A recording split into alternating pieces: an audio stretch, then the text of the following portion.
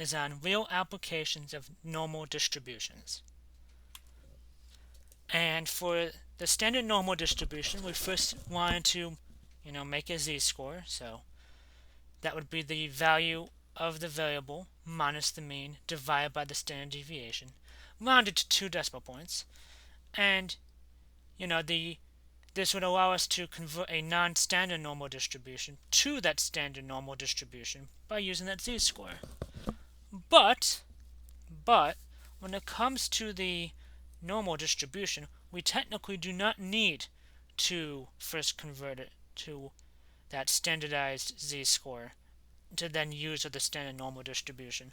We could just use the regular normal distribution without having to go through that process. It is simply just one technique of doing it, and is definitely used if you were to use the tables in the back of our textbook, but it is not something that we specifically have to do per se, especially if you were to look through those tables in the back of the textbook. Let's face it, they're kind of long since they have to account for a whole bunch of potential possibilities with these numbers. So what do I mean by, we don't have to do this out by, physically using the standard normal distribution? Well, let's first look at this example. So the pulse rates of adult males are normally distributed with a mean of 69.6 beats per minute and a standard deviation of 11.3 beats per minute. We want to find the proportion of adult males with a pulse rate greater than 100 beats per minute. And these males are considered to be at high risk of stroke, heart disease, or cardiac death. So our mean of 69.6 in this normal distribution right here would reach up to the top of this normal distribution. 100's here to the right, and we want this area here to the right of that. Alright, so we want the probability we have a value greater than 100. That's the same thing as looking at the complement to that, which is 1 minus the probability we have a value less than 100. And that uses then the area here to the left of that.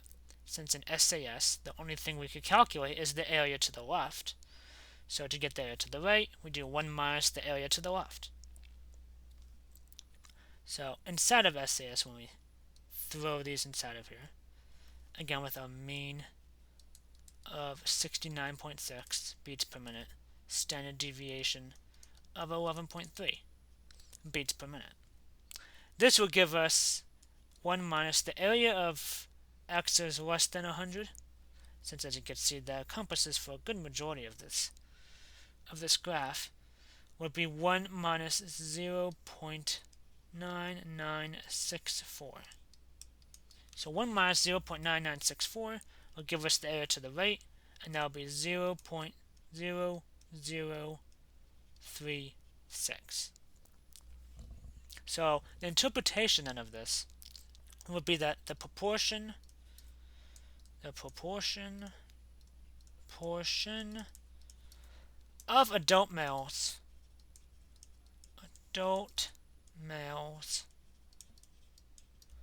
with the pulse rate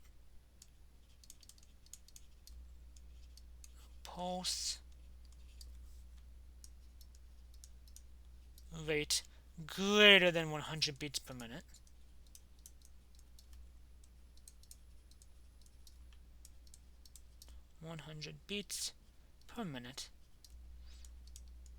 is 0.0036. For the normal pulse rates are generally considered to be between 60 beats per minute and 100 beats per minute. Given that the pulse rate of adult males are normally distributed with a mean of 69.6 beats per minute and a standard deviation of 11.3 beats per minute, we want the percentage of males with normal pulse rates. So let me just draw the normal distribution here, having that mean of 69.6. We saw 100 was about here-ish, and 60 would be probably a little bit closer than that, but I want to make sure I have enough room to actually write out the number 60. It'll be between these two values here. So we are trying to find this area right here that I am shading slightly in.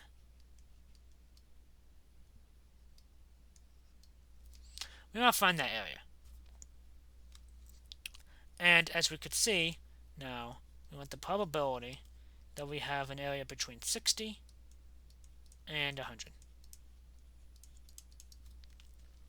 Now in order for us to do this instead of SAS, since again the only thing we could do is the area to the left, we take the first number that's furthest to the right, so this being 100. We first find the probability that we have an x value here less than 100, since it's the number all the way here to the right and encompasses the most area, minus the probability now of the value here to the left of 60. So x less than 60. So we are finding the entire area and just subtracting out this portion here, so we have the area between these two. Again, since SAS will only allow us to find the area to the left. Tossing these into SAS, we would have, and again this mean here is 69.6 beats per minute. Standard deviation was 11.3 beats per minute. This will give us probabilities here of 0.9964 for the less than 100, and for less than 60 that was 0.1977. We subtract these, we get a value of 0.7987. Reliably good enough drawing of that. This is based upon doing it out here by hand. Using SAS, we would get a value of about 79.7986. Would be a slightly different rounding to that. And the interpretation of this would be then the percentage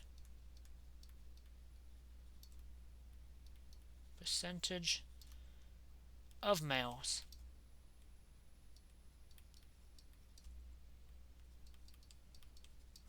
with normal pulse rates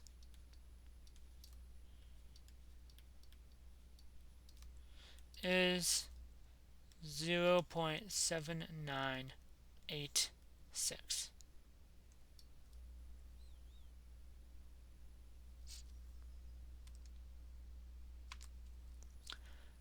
For the given pulse rates of adult males are normally distributed with a mean of 69.6 beats per minute again, and a standard deviation of 11.3 beats per minute.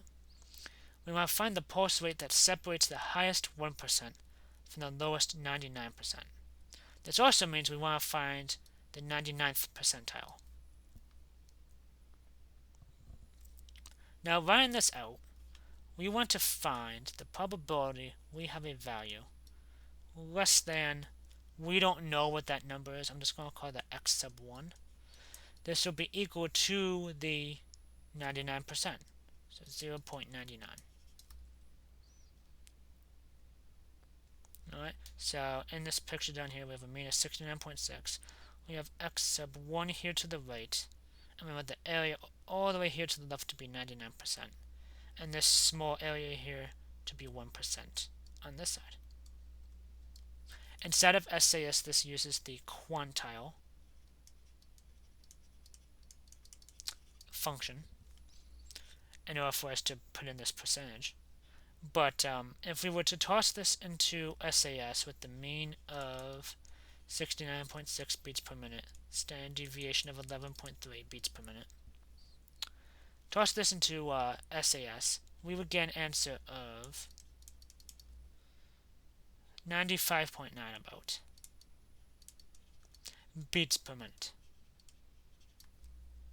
So the 99th percentile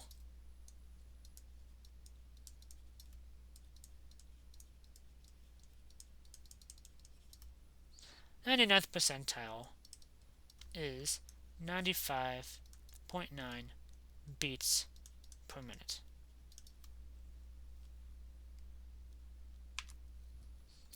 For significantly high numbers, the value x is significantly high if the probability that we have greater than or equal to that value x is less than or equal to 0.05, and is significantly low if the value x is significantly low if the probability we have a value less than or equal to that value x, then that is less than or equal to 0.05. So again, based upon that 5% nature. For example, number 4 uses the preceding criteria to identify pulse rates of women that are significantly low or significantly high. Based on the data set 1 by data set in Appendix B, we assume that women have normally distributed pulse rates with a mean of 74 beats per minute and standard deviation of 12.5 beats per minute. So mean was 74.0 beats per minute. Standard deviation was 12.5 beats per minute. Let's do the area here on the left first. So this uses, we wanted to separate here to find the significantly low and significantly high. So we have here the bottom 5%. With the probability we have some value less than, let's say, x sub 1 is equal to 0.05. So this area here in green in this picture. So using that quantile portion of SAS, we would get our answer here of 53.4 beats per minute. Now, to get this one here with the area above it to be 0.05, this should be x sub 2, we're going to look at the area below it to be 0.95. So x less than x sub 2 is equal to 0.95 in order for us to get the area here to the left as opposed to the right. Well, if we toss that into SAS, we would get ourselves an answer of about 94.6 beats per minute. So because of this, significantly low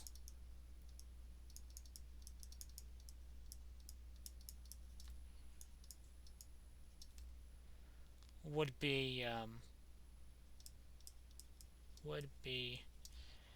53.4 beats per minute or lower. Significantly high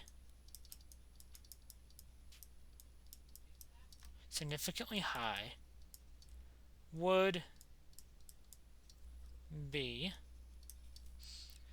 94.6 beats per minute or higher.